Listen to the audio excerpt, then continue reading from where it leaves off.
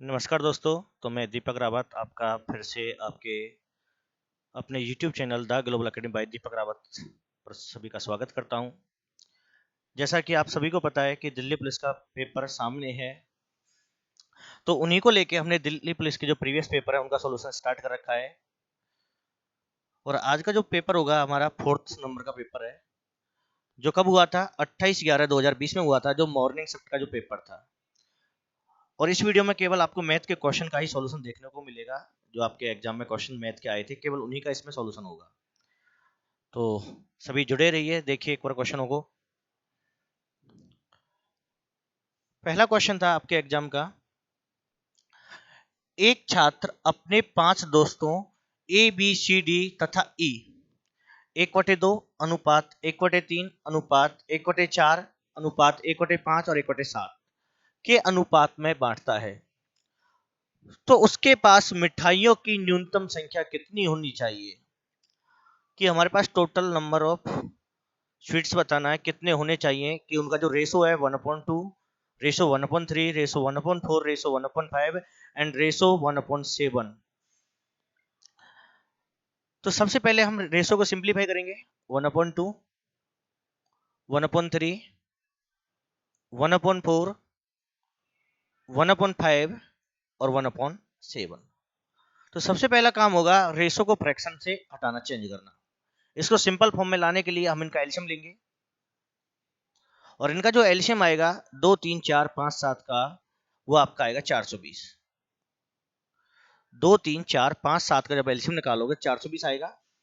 420 को 2 से डिवाइड करेंगे 210 पे जाएगा, और 210 का 1 में इंटू करेंगे तो 210 ही आएगा। इसी प्रकार 3 से डिवाइड करेंगे तो 140 आएगा, क्योंकि ऊपर तो 1 है, 1 से इंटू करेंगे सेम में आएगा। इट मींस केवल आपको डिवाइड करना है। 4 से डिवाइड करेंगे 105 आएगा, 5 से डिवाइड करेंगे 84 आएगा, और 7 से डिवाइड करेंगे 60 आएगा। अब न्यूनतम संख्या पूछी है, तो इन सभी नंबर को ऐड कर लेंगे कि ए के पास 210 होंगी मिठाई, तो बी के पास 140 रहेंगी, सी के पास 105, डी के पास 84 और ई के पास कितनी रहेंगी 60। अगर इन सभी को हम प्लस करते हैं तो कितना आएगा, 5 4 9, 4 1 5, 8 5 13 और 6 19, 1 2 1 3 4 5, 599 कि मिठाइयों की जो न्यूनतम संख्या होगी वो कितनी होगी, 599 होगी। तो क्या करना होगा, आपका जो रेशो फ्रैक्शन में था उसको सिंप्लीफाई करेंगे एलसीएम लेके, और सिंप्लीफाई करने के बाद आपकी जो रेशो की टर्म निकल के आती है उन्हीं को एडिशन कर देंगे, तो वो आपकी क्या होंगे, टोटल नंबर ऑफ स्वीट्स रहेगा आपका। इससे आगे सेकंड क्वेश्चन को देखेंगे। सेकंड क्वेश्चन था आपका, एक कार ड्राइवर एक निश्चित दूरी किसी गति से तय करता है। यदि वह सामान्य गति से 10 किलोमीटर पर आवर तेज चलता तो 55 मिनट कम समय लगता। क्वेश्चन कह रहा है यदि वह अपनी स्पीड को 10 किलोमीटर पर आवर इंक्रीज कर देता है तो उसका टाइम सेव होता है कितना मिनट, 55 मिनट। यदि वह सामान्य गति से 8 किलोमीटर पर आवर धीमी गति से चलता, अगर वह अपनी स्पीड को कम करता है तो उसे 55 मिनट अधिक समय लगता है। तो किलोमीटर में दूरी क्या है, आपको डिस्टेंस निकालना है। किलोमीटर में दूरी क्या है, आपको डिस्टेंस फाइंड करनी है कि वो कितने किलोमीटर की होगी। ऑप्शन आपके सामने है 600, 660, 500 और 720। तो ये सिंप्लीफाई करते हैं। डिस्टेंस को लेट कर रहे हैं डी से, एंड स्पीड को लेट कर रहे हैं ए से। डिस्टेंस को लेट किया डी से और स्पीड को ए से, तो टाइम कितना लगेगा। टाइम का फॉर्मूला क्या होता है, distance upon speed, it means D upon A. ये उसका एक्चुअल कंडीशन है सारी की सारी। डी की जो वैल्यू होगी वो एक्चुअल डिस्टेंस होगी, ए की जो वैल्यू होगी वो एक्चुअल स्पीड होगी, और डी अपॉन ए जो होगा उसका एक्चुअल टाइम होगा। अब इसमें इसने कंडीशन अप्लाई करी है, यदि हम अपनी स्पीड को 10 किलोमीटर पर आवर क्या कर देते हैं, इंक्रीज कर देते हैं। अगर हम स्पीड को इंक्रीज करते हैं तो हमारी नई स्पीड कितनी हो जाएगी, तो न्यू स्पीड जो बनेगी वो आएगी आपकी a प्लस के 10। तो फिर नया टाइम भी निकल के आएगा। जैसी स्पीड चेंज होगी तो आपका टाइम भी चेंज हो जाएगा। तो टाइम की वैल्यू क्या आ जाएगी, d अपॉन a प्लस 10। तो टाइम का फॉर्मूला क्या होता है, डिस्टेंस अपॉन स्पीड होता है। अगेन नेक्स्ट कंडीशन क्या है, यदि हम स्पीड को 8 किलोमीटर पर आवर कम कर देते हैं, अगेन फिर से जो थर्ड कंडीशन है स्पीड की, अगर हम स्पीड को 8 किलोमीटर पर आवर कम करते हैं तो अगेन नई स्पीड क्या होगी, a माइनस के 8, क्योंकि क्वेश्चन कह रहा है सामान्य, एक्चुअल जो है यहीं से बात करेंगे। तो इसका जो टाइम होगा वो कितना होगा, d अपॉन a माइनस के 8, d अपॉन a माइनस के 8। अब कंपेयर करना है, फर्स्ट और सेकंड को कंपेयर करना है, और सेकंड फर्स्ट और थर्ड को कंपेयर करना है, किस पे, टाइम को लेके। अब इन दोनों में यदि मैं तुलना करता हूं तो इसमें एक टाइम ये है और एक ये है, दोनों में ज्यादा कौन सा होगा, टाइम ज्यादा वो होगा जिसमें स्पीड क्या होगी, कम होगी, और स्पीड यहां पर लेस थी, तो टाइम की वैल्यू ये ग्रेटर है कि d अपॉन ए माइनस d अपॉन ए प्लस के 10। डिफरेंस कितने का है, 55 मिनट का। आवर में चेंज करेंगे तो डिवाइड में क्या जाएगा, 60 आ जाएगा, फर्स्ट इक्वेशन हो जाएगी। अगेन फर्स्ट को और थर्ड को कंपेयर करना है, इन दोनों में टाइम कौन सा अधिक होगा, ये वाला होगा, क्योंकि यहां पर स्पीड कम थी। तो यहां पे क्या बनेगा, d अपॉन ए माइनस 8 माइनस डी अपॉन ए बराबर क्या हो जाएगा, 55 बटे में 60, क्योंकि यहां पर भी टाइम कितना है, ये आपकी सेकंड इक्वेशन होगी। यदि हम फर्स्ट और सेकंड को कंपेयर करते हैं, तुलना करते हैं, तो आप ध्यान दोगे 55 बटे 60 की वैल्यू ये है और 55 बटे 60 की ही वैल्यू ये है, तो इट मीन ये दोनों आपस में क्या होंगे, बराबर होंगे। अगर बराबर होंगे तो क्या बन जाएगा, यहां से ये आपका बनेगा d अपॉन ए माइनस d अपॉन ए प्लस के 10 बराबर d अपॉन ए माइनस 8 माइनस डी अपॉन क्या हो जाएगा, ए हो जाएगा। अब d अपॉन ए को हम आगे लेके आएंगे तो क्या हो जाएगा, d अपॉन ए प्लस में d अपॉन ए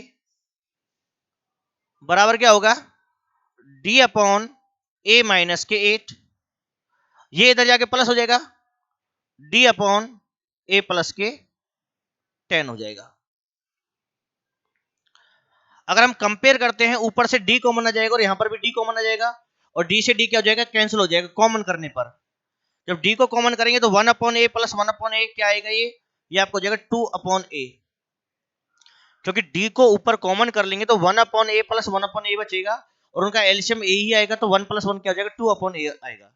d कैंसिल हो जाएगा, जो यहाँ पे d कॉमन आएगा, तो यहाँ पे आपका आएगा 1 अपॉन ए माइनस 8 प्लस 1 अपॉन ए प्लस में 10, ये आएगा बेटे।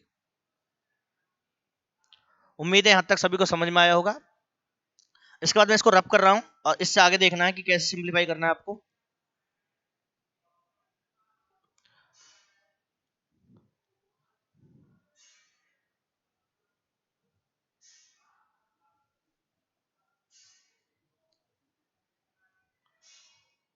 तो उधर का एलसीएम ले लेंगे, तो 2 अपॉन ए बराबर क्या हो जाएगा, एलसीएम कितना आएगा, a माइनस 8 और a प्लस के 10 आएगा। a माइनस 8 से a माइनस 8 कैंसिल हो जाएगा, तो क्या बचेगा, a प्लस के 10। वहां पर a प्लस 10 कैंसिल हो जाएगा तो क्या बचेगा, a माइनस के 8। तो 2 अपॉन a इक्वल क्या हो जाएगा, 2a प्लस में 2, और डिवाइड में कितना आएगा, इनटू कर लेते हैं, a का स्क्वायर माइनस 8a प्लस में 10a, तो प्लस का 2a बचेगा, और माइनस के कितना आएगा, 80 आएगा।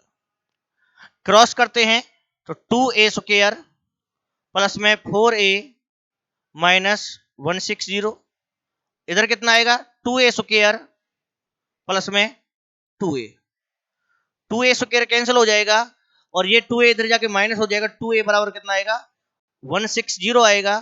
तो बेटे a की वैल्यू क्या हो जाएगी, 160 अपॉन में 2, 80 किलोमीटर पर आवर, ये उसकी एक्चुअल स्पीड रहेगी।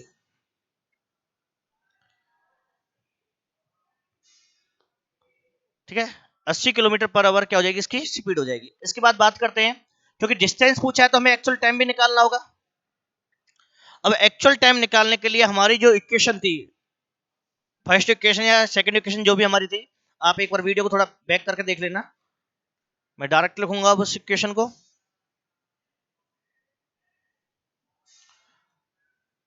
जो आपकी जो फर्स्ट इक्वेशन बनी थी वो थी आपकी d अपॉन ए माइनस d अपॉन ए प्लस में 10 इक्वल कितना था 55/60 था। अब मैं ए की वैल्यू पुट कर देंगे तो d अपॉन में कितना हो जाएगा 80, d अपॉन में कितना हो जाएगा 80 और 10 90 हो जाएगा, बराबर 55/60। एलसीएम कितना आएगा 720 आएगा।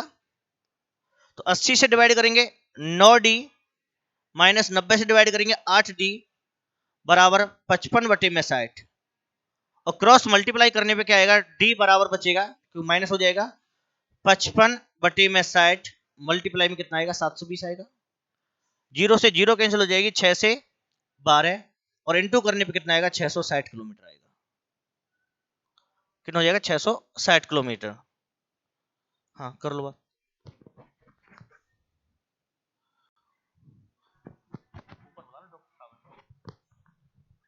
ठीक है, इसका आंसर क्या हो जाएगा 660 किलोमीटर हो जाएगा।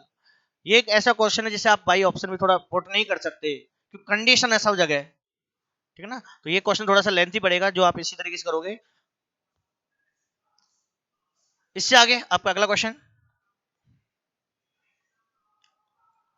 आपका अगला क्वेश्चन क्या कहता है देखिए ध्यान से।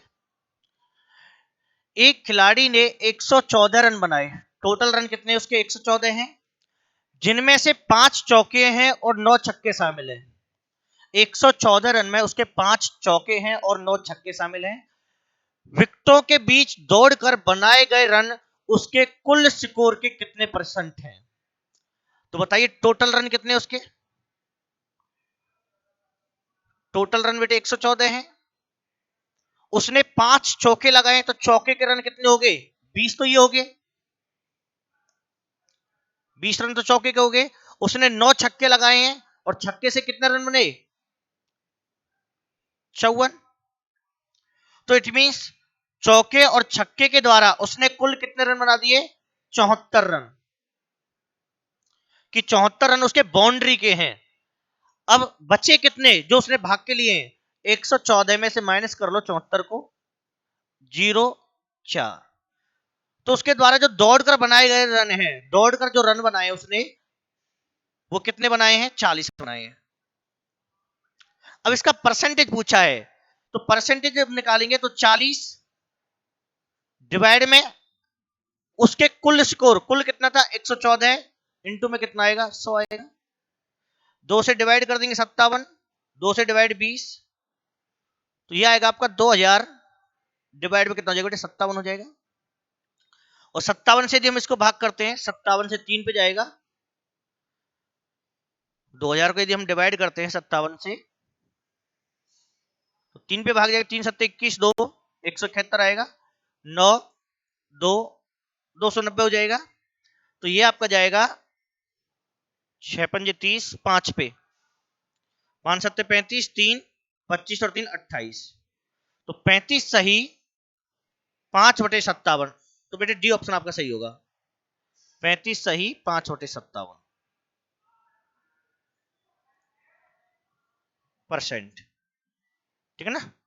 तो ये आपका डी ऑप्शन क्या होगा यहाँ पे सही होगा। ये इस प्रकार से आपको सिंप्लीफाई करना।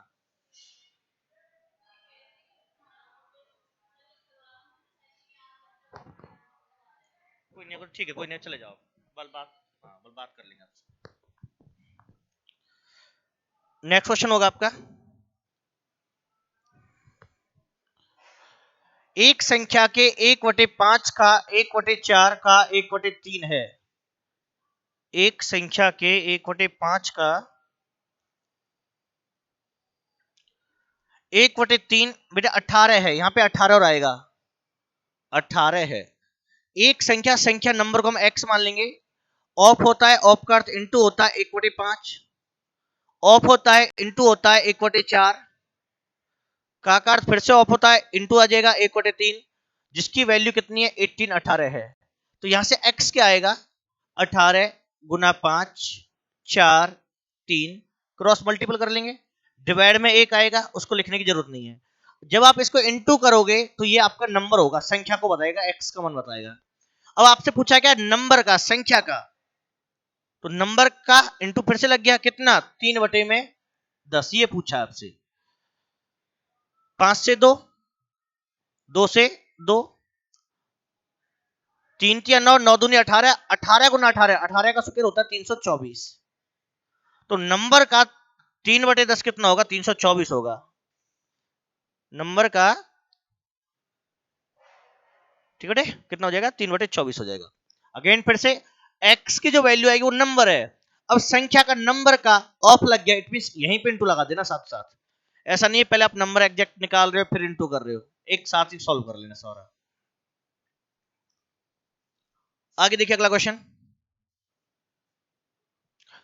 ए बी तथा सी एक कार्य को क्रम से 10 12 और 15 दिन में पूरा कर सकते हैं। बी कितने दिनों में कार्य को पूरा कर सकता है यदि ए तथा सी एकांतर दिनों में उसकी मदद करते हैं। क्वेश्चन बताना है कि बी काम को कितने दिन में पूरा कर देगा यदि ए और सी एक एक दिन उसकी हेल्प करते मदद करते हैं, तो आपको बताना है कितना टाइम इसमें लगने वाला है। तो ए करता है नंबर ऑफ डेज कितना है 10 डेज में, बी कंप्लीट करता है नंबर ऑफ डेज कितने हैं 12 है, और सी कंप्लीट करता है नंबर ऑफ डेज कितने 15 है। तो एलसीएम कितना आ जाएगा, एलसीएम जो बनेगा इसका 60 आएगा। 10 से डिवाइड करेंगे 6, 12 से 5, 15 से 4। तो ए की जो काम करने की दर है इफिशियंसी जो है वो ए की 6 है, बी की 5 है और सी की कितनी है 4 है। अब क्वेश्चन ये कह रहा है कि बी के साथ एक दिन ए हेल्प करता है और अगले दिन सी हेल्प करता है। इट मींस कहने का अर्थ है कि काम करने जब आएगा बी के साथ पहले दिन ए आएगा। बी के साथ कौन आएगा, ए आएगा। कि इट मींस बी और ए मिलके काम करेंगे तो बी और ए का मिलके कितना हो जाएगा 11 हो जाएगा। एक दिन में कितना हो जाएगा, बी और ए का मिलके कितना हो जाएगा 11 हो जाएगा। अगले दिन कह रहा है कि बी के साथ ए नहीं सी काम करता है, तो बी और सी का मिलके कितना हो जाएगा 9 हो जाएगा। 5 और 4 9। तो इस प्रकार एक और एक कितने दिन हो जाएंगे, 2 दिन हो जाएंगे। और 2 दिन में कितना हो जाएगा 11 और 9 20 काम। इस प्रकार से बेटे 2 दिन में कितना काम कंप्लीट हो जाएगा, 20 काम कंप्लीट हो जाएगा। लेकिन हमारे काम की जो वैल्यू है वो कितनी है 60 है, जो इसका कितना टाइम्स है 3 टाइम्स है। अगर हमारा वर्क 3 टाइम्स है तो टाइम भी 3 टाइम्स ही लगेगा। तो 2 गुना में 3 कितना हो जाएगा 6 दिन, और 6 दिन में आपका कंप्लीट वर्क हो जाएगा हमारा कितना 60। 6 दिन में कंप्लीट आपका 60 काम हो जाएगा। तो इस वजह से आपका थर्ड ऑप्शन यहाँ पे क्या होगा, सही होगा। किसको कंप्लीट होने में 6 दिन का समय लगेगा। तो क्लियर होगा सभी का, आसान सा क्वेश्चन है, जैसे लिखा हुआ है उसी तरीके से आपको पढ़ना है समझना है और उसके बाद आपको क्वेश्चन को लगाना है। आगे चलते हैं अगला क्वेश्चन। अगला क्वेश्चन कह रहा है एक पंखा 20% के लाभ पर बेचा गया। पंखे को 20% के लाभ पर बेचा जाता है यदि पंखे का क्रय मूल्य सीपी जो होता है तथा विक्रय मूल्य दोनों 50 रुपए कम कर दिए जाएं तो लाभ 5% बढ़ जाएगा। तो पंखे का मूल क्रय मूल्य क्या है। क्वेश्चन कह रहा है कि एक पंखे को 20% के प्रॉफिट पर सेल किया जाता है, यदि हम उसके सीपी और एसपी दोनों में 50-50 रुपए कम कर देते डिक्रीज कर देते हैं तो फिर हमारा प्रॉफिट 5% इंक्रीज हो जाता है और बढ़ जाता है। तो इसका सही एक्चुअल सीपी क्या है ये आपको फाइंड आउट करना है। तो आइए समझते हैं क्वेश्चन को कैसे करना होगा। 20% के प्रॉफिट पर बेचा जाता है तो 20% प्रॉफिट हमारा 1/5 आएगा, जिसमें आपका सीपी कितना बनेगा 5 होगा। तो लोअर नंबर सीपी होता है, अपर नंबर प्रॉफिट हो गया, तो सेलिंग प्राइस कितना हो गया हमारा 6 हो गया। तो सीपी और एसपी का हमने रेशो निकाल दिया 5:6 का है। एक्चुअल वैल्यू तो है नहीं, रेशो तो एक्स इंटू दिखा दिया। एक्चुअल वैल्यू बनाने के लिए दोनों में क्या कर दिया इनटू में कितना दिखा दिया 6 दिखा दिया। अब क्वेश्चन ये कह रहा है कि दोनों में 50 रुपए कम करने हैं। अगर 50 रुपए कम करने हैं तो ये कितना हो जाएगा, 5x माइनस के 50 हो जाएगा कि सीपी में से 50 रुपए कम, इधर एसपी में से 50 रुपए कम। और ऐसा करने के बाद क्या होता है, आपका प्रॉफिट 5% बढ़ जाता है। इट मींस आपका प्रॉफिट 25% हो जाता है। तो 20 तो पहले ही था, 5 और इंक्रीज हो गया, 25 हो गया। तो ये कितना आएगा, 1/4। तो यहां पर सीपी कितना होगा, यहां पे सीपी आपका 4 होगा, एसपी कितना हो जाएगा। इट मींस आपका जो नया रेशो है सीपी एसपी का, नया वाला, वो कितना था, 4-5 आता है। इट मींस ये इसी का रेशो है। 4-5 कब आता है, दोनों में 50 रुपए कम करने पर। इट मींस ये जो वैल्यू यही तो 4-5 है। तो रेशो की कंडीशन है और प्रोपोर्शन रूल लगेगा कि ए रेशो बी प्रोपोर्शन है सी रेशो डी के इक्वल है। तो क्या रूल होता है, ए का इंटू होता है डी के साथ, लास्ट वाले के साथ। ए मल्टीप्लाई डी इक्वल होता है बी मल्टीप्लाई सी के। तो इंटू करते हैं ए और डी का, 5 का इंटू करेंगे 25x माइनस के 250 हो जाएगा, जो इक्वल होगा बी और सी का इंटू करेंगे 24x माइनस के 200 हो जाएगा, 4 का इंटू यहां जाएगा, x के टर्म को आगे ले आएंगे, x बचेगा, ये इधर जाके पॉजिटिव हो जाएगा, 250 माइनस के 200 50 आएगा, x की वैल्यू 50। एक्चुअल सीपी पूछा है, एक्चुअल सीपी कितना x चल रहा है, 5x, और x का मान पुट कर देंगे 50, कितना हो जाएगा, 250। ठीक है, 250 हो जाएगा और ये आपका क्या होगा, आंसर होगा। इसका जो एक्चुअल सीपी रहेगा 250 होगा और सेकंड ऑप्शन बी ऑप्शन क्या होगा, सही होगा। एक बहुत ही आसान से क्वेश्चन है, ज्यादा कंफ्यूजन का ऐसा कोई क्वेश्चन है नहीं। केवल एक क्वेश्चन थोड़ा था टाइम डिस्टेंस वाला, जिसमें हमें ऐसा लगता है कि वो लेंथ ही है। अगला क्वेश्चन सिंप्लीफिकेशन का है। बोर्डमास रूल में सबसे पहले ब्रैकेट होता है सॉल्व, जो ब्रैकेट है ही नहीं।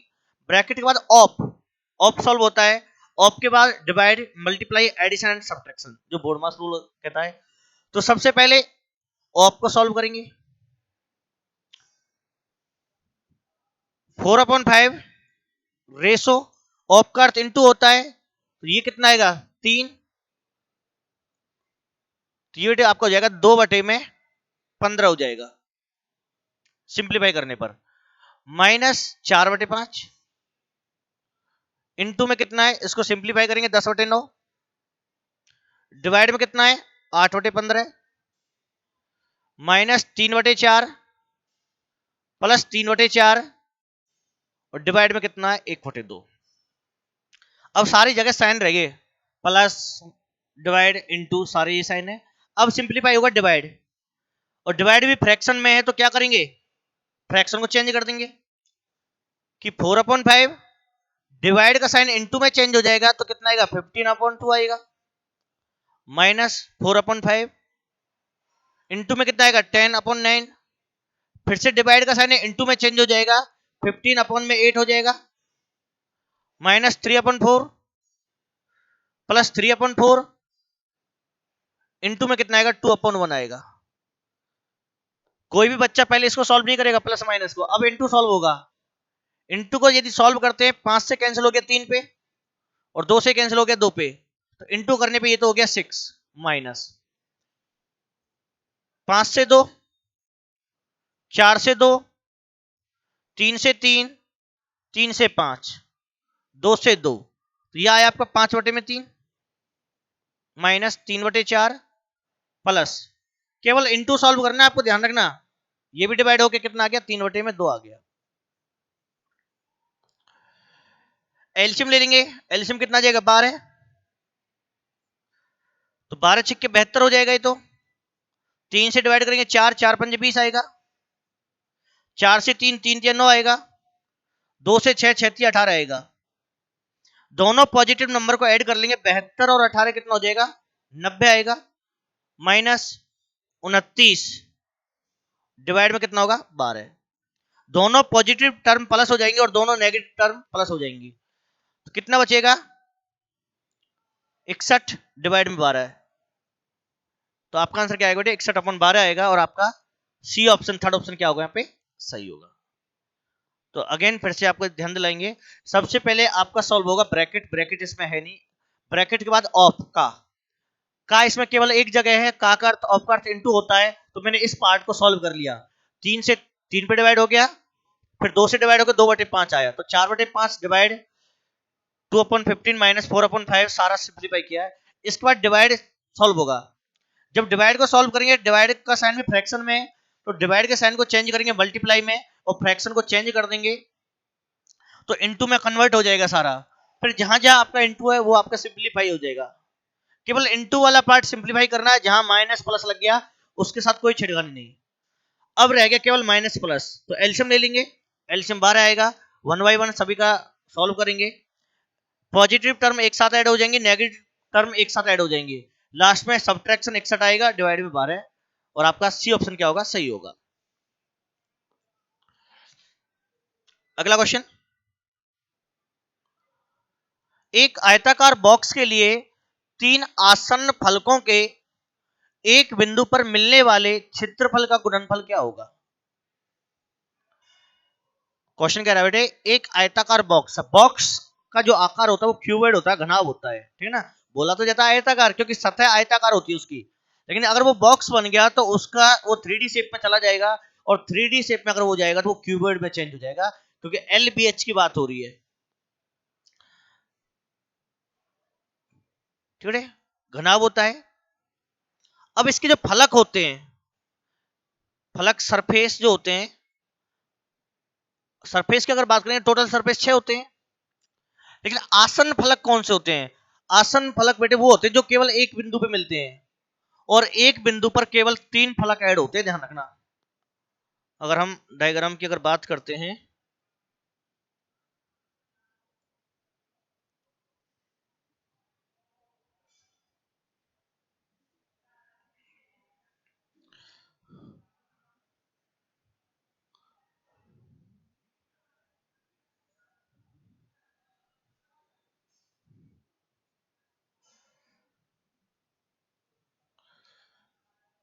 ठीक है ना, अगर हम एक बिंदु पे बात करते हैं, मान लो कोई सा भी एक बिंदु आप नोट कर लीजिए, इसमें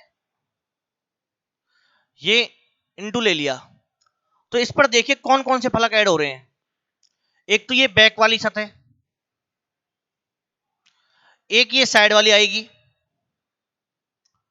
ठीक है ना, एक ही हो जाएगी, और एक ये छत वाली सतह आएगी, और एक बेटे ये वाली आएगी, ये आसन फलक होते हैं। इट मीन्स अगर समझ नहीं आ रहा, आप अपने कमरे में जहां पे आप बैठे हो वहां पर देखिए, कोई सा एक कोना वर्टेक्स देखिए, उस पे 3 सतह लग रही होंगी, एक तो छत और 2 दीवार टच हो रही है उस पे, ठीक है ना, आसन फलक वही होते हैं जो एक बिंदु पे मिलते हैं, तो एक बिंदु पर आपकी दो दीवारें मिल रही होंगी और एक आपकी छत होगी, अगर नीचे वाला पॉइंट लेते हो, कॉर्नर लेते हो, तो फिर फर्श आ जाएगा, छत हट जाएगी, लेकिन रहेंगे हमेशा वो 3 ही, और 3 फलकों का जो एरिया होता है वो ध्यान रखना, एक का तो होगा बेटे L/B, एक का बनेगा BH, और एक का बनेगा HL,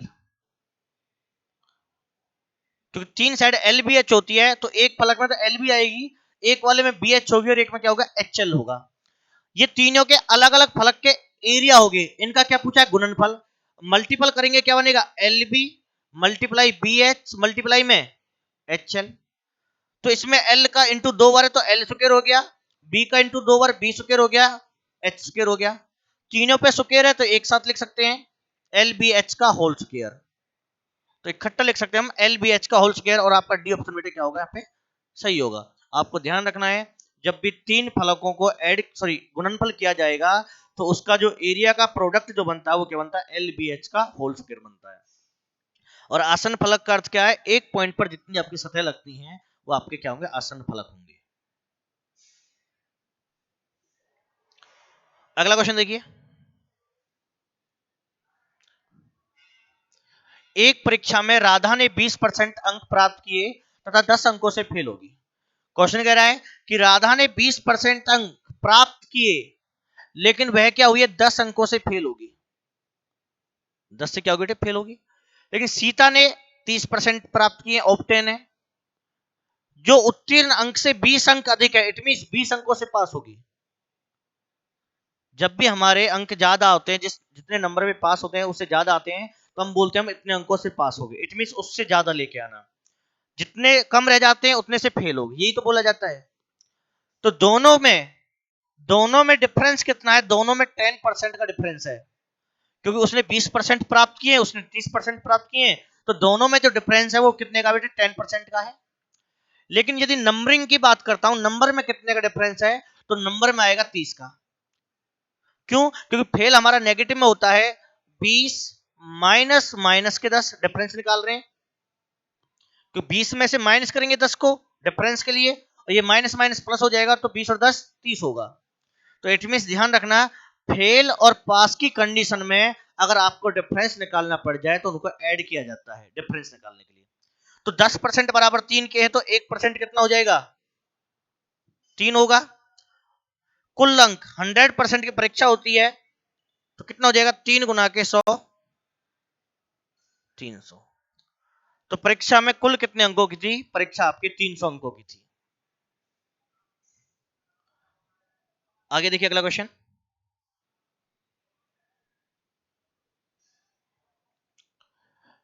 18,000 रुपए की राशि 10% वार्षिक चक्रवृद्धि ब्याज की दर से 1.5 वर्ष में कुल कितने रुपए हो जाएगी? अमाउंट बताना है, कुल कितने रुपए हो जाएंगे यदि ब्याज छमाही संयोजित है। यदि आपकी रेट ऑफ इंटरेस्ट क्या बेटा? हाफ ईयरली है, अगर ब्याज को छमाही पे कैलकुलेट किया जाता है तो आपका अमाउंट कितना होने वाला है? सीआई के द्वारा, ठीक है ना? किसके द्वारा? सीआई के द्वारा।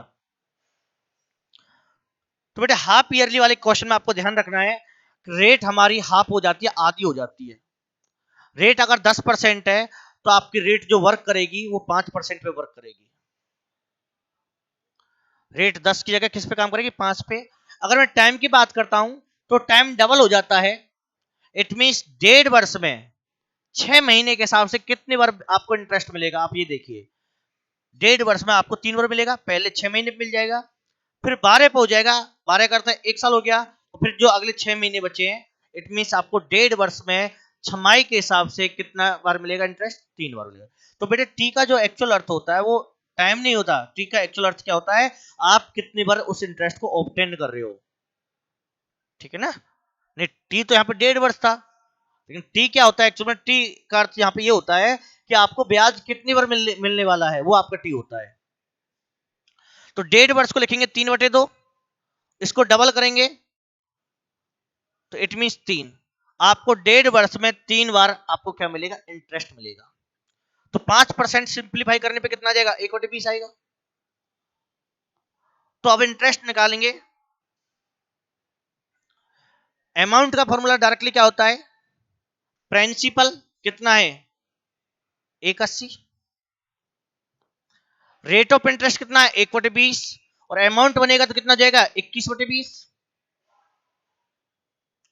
प्रिंसिपल 180, सॉरी 180 नहीं, 18,000। रेट कितनी आई? 1/20। 20 प्रिंसिपल है, 1 इंटरेस्ट है, तो अमाउंट कितना बनेगा? 21। तो 21/20 कितनी बार? 3 बार। तो 3 बार लिखेंगे 21/20 इंटू में 21/20। तो बेटा आपकी 3 जीरो तो कैंसिल हो जाएंगी, 2 से 9 इंटू कर लेते हैं, 21 गुना 21 441 हो जाएगा, और 441 का इंटू हो जाएगा 189 से। 9 9 चौक 36, 36 और 3 39, 8 8 चौक 32 और 3 35, 1 4 4, 9 8 6 14, 10 2 12 13, 8 5 13, 7 3 3 4, लास्ट में 9। डिवाइड में कितना है? 4। 4 से डिवाइड करेंगे,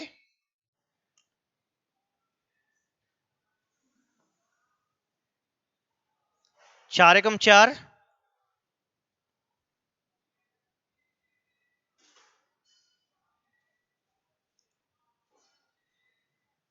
कितना?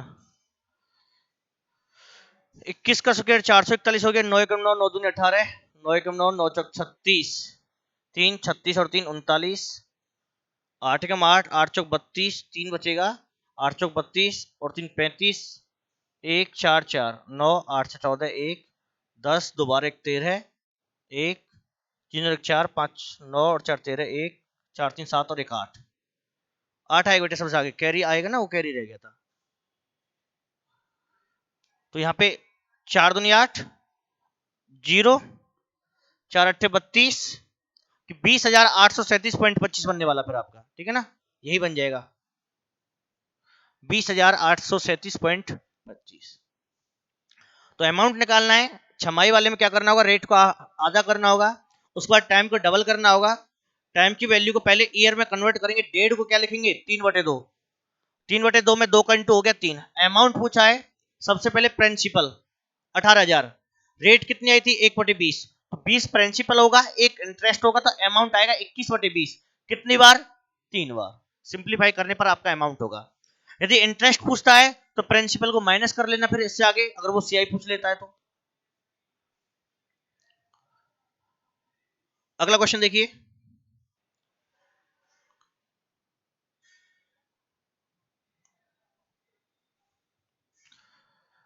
एक दुकानदार वॉशिंग मशीन के अंकित मूल्य एमआरपी पर 12% बट्टा देने के बाद भी 18% का बट्टा देता है, कि 2 बार डिस्काउंट देता है, पहले 12% का, 12% डिस्काउंट देने के बाद 18% का डिस्काउंट और है। यदि अंतिम एसपी विक्रय मूल्य 19,844 है तो एमआरपी क्या होगा। समझोगे ध्यान से, सिंपल सा फंडा है कि डिस्काउंट किस पे शुरुआत होती है, डिस्काउंट देना एमआरपी पे शुरुआत होती है, कि बिना एमआरपी के डिस्काउंट नहीं होगा। जब इसमें शुरुआत हो जाएगी तो इसकी कीमत क्या होगी, कम होनी स्टार्ट हो जाएगी, और कम कितनी होगी, जितना आप डिस्काउंट दे रहे हो उतना परसेंट कम हो जाएगा। इट मींस 100 माइनस के डिस्काउंट परसेंट डिवाइड में क्या आएगा 100 आएगा, क्यों आएगा, परसेंट में तो तब भी रहेगा। अगर बेटे एक्चुअल फॉर्मूला यही होता है, बराबर क्या होता है एसपी होता है, सेलिंग प्राइस, ये आपका एसपी निकालने का फॉर्मूला होता है। यदि आपको क्वेश्चन में लगातार क्रम वाइज 2 3 4 कितने भी डिस्काउंट अगर उसने दे रखे हो, तो आपको ये कंडीशन बार बार इनटू में रखनी है, रिपीटेशन पा जाएगी। जैसे एमआरपी तो इसने पूछा है, जिसकी जानकारी नहीं है, तो पहला डिस्काउंट कितने का 12 का, 100 में से 12 गया 88/100। अब दूसरा भी डिस्काउंट है, फिर 100 में से घटा दो, 100 में से अब 18 घट जाएगा 82/100। अगर कोई तीसरा भी डिस्काउंट है फिर 100 में से घटा देंगे। तो मेरे कहने का अर्थ है एमआरपी पे से कीमत कम होनी स्टार्ट हो जाती है, जो वहां पे जाकर मिलती है एसपी पे। कितने भी डिस्काउंट हो सकते हैं, 1 2 3 4 कितने भी हो सकते हैं, और लास्ट में सेलिंग प्राइस कितना है 19,844 आपको गिवन है।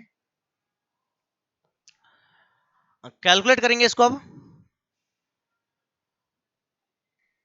4 से 22, 4 से 4 चौक 16, 3 38, 4 9 36,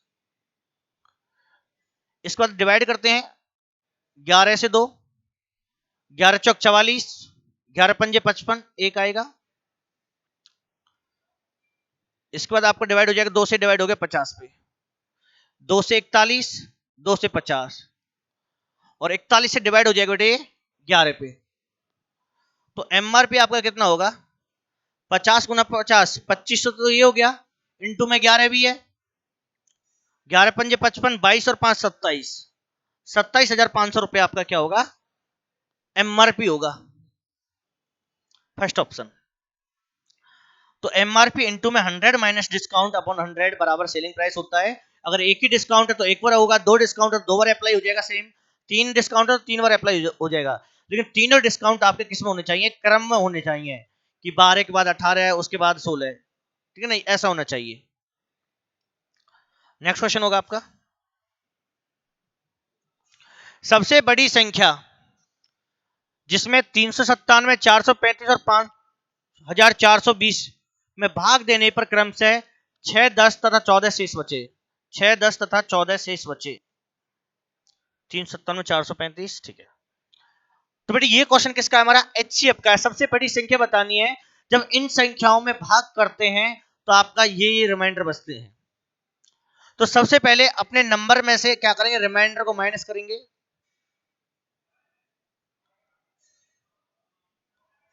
रिमाइंडर कितना है 6 10 और 14, सबसे पहले रिमाइंडर को माइनस कर लेते हैं, तो 391 आएगा,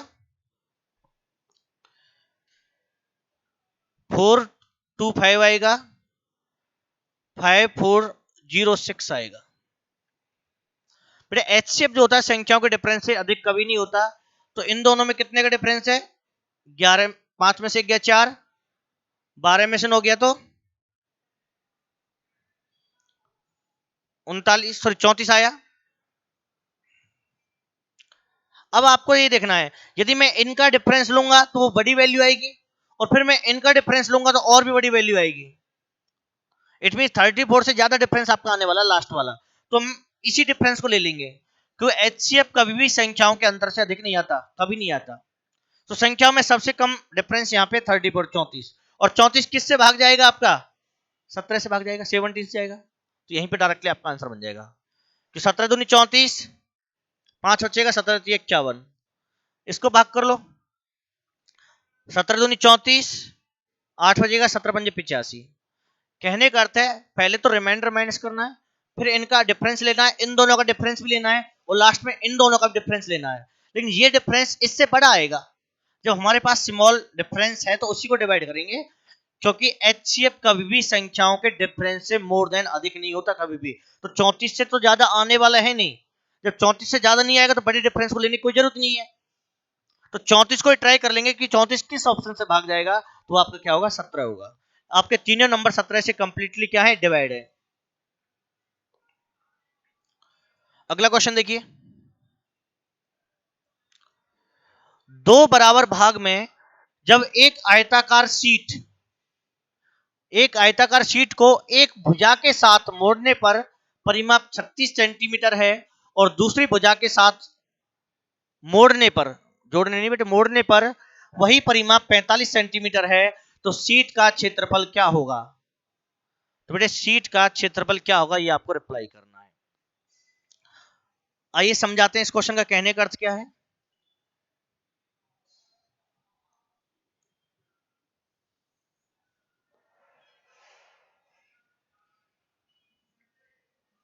ये क्वेश्चन है, एक आयताकार शीट है, ये क्वेश्चन ये कह रहा है यदि मैं इस शीट को बीच में से ऐसे फोल्ड कर दूं, एक बार तो इस शीट को बेटे ऐसे फोल्ड कर देता हूं, तो ये क्या हो जाएगी? भुजा के अकॉर्डिंग मुड़ जाएगी। तब इसका परिमाप आता है 36, जब ऐसे फोल्ड किया है इधर की तरफ। अगर मैं इसको ऊपर से नीचे की तरफ फोल्ड करता हूं, तब मेरा परिमाप आता है 45।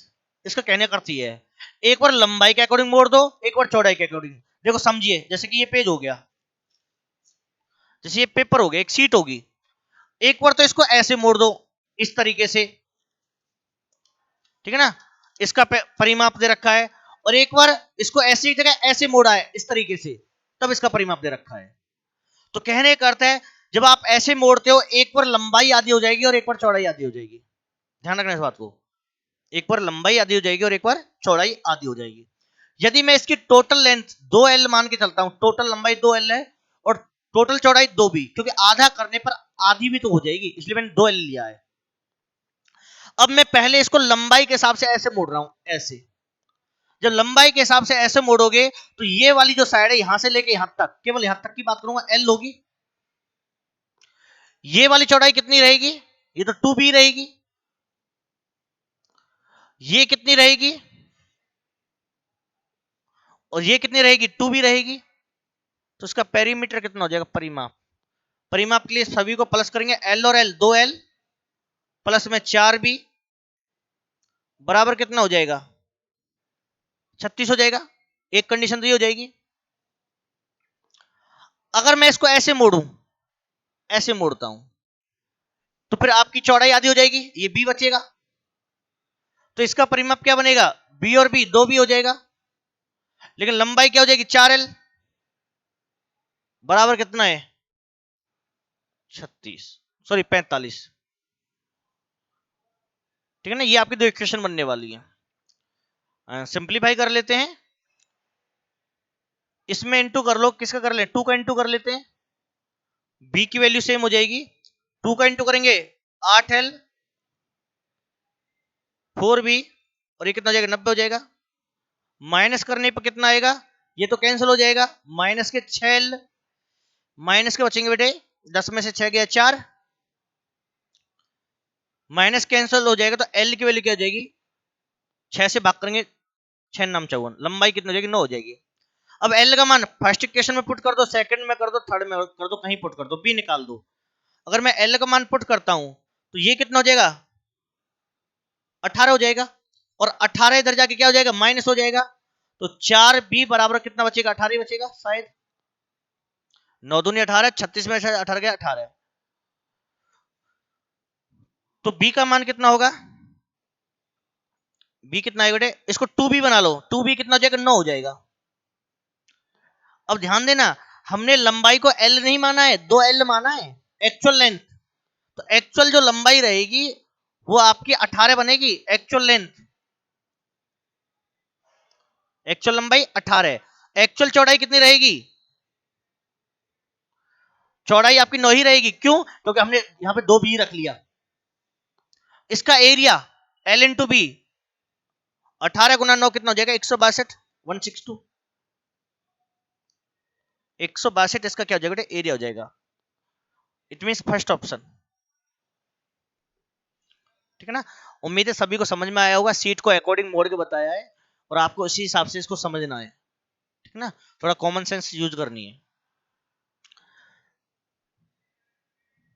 पेरीमीटर क्या होता है, रेक्टेंगल का सम ऑफ ऑल साइड पेरीमीटर होता है, चाहे किसी का भी हो, सभी भुजाओं का सम किया जाता है। अगर किसी को ये लगे कि सर 2l और 4b कैसे आया है, तो 2l बेटे 4b ऐसे आया था, मैंने इस सीट को ऐसे मोड़ा था तो मैंने इसको ऐड किया था, तो ये l बचा था, ये 2b है, ये l है और ये 2b है, तो l और l मिलके 2l बने थे, 2b और 2b मिलके 4b बने थे।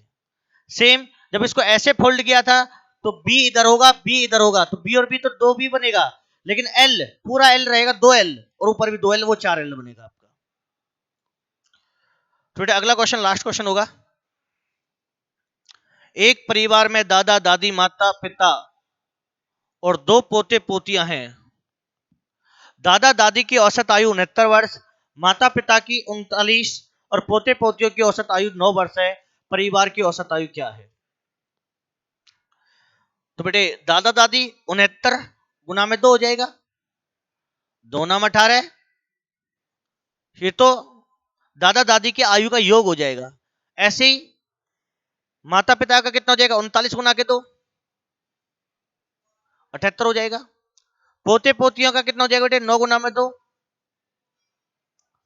तो नंबर ऑफ पर्सन कितने हो जाएंगे, 2 2 करके नंबर ऑफ पर्सन 6 हो जाएंगे, और इन सभी का टोटल 24, 2 बचेगा 13 है, 234 आएगा, उसको डिवाइड किसने से करेंगे 6 से,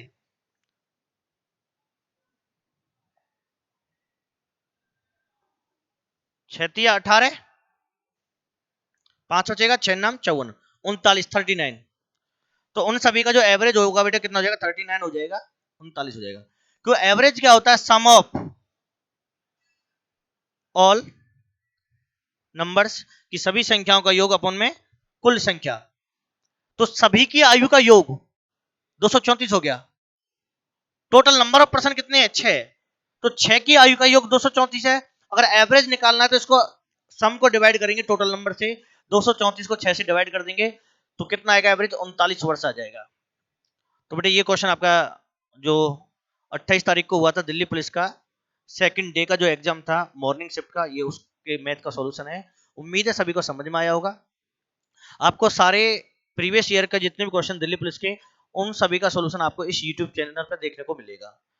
तो आप हमारे साथ जुड़े रहिए, चैनल को सब्सक्राइब करिए और दूसरा अपने दोस्तों के पास शेयर करिए। धन्यवाद।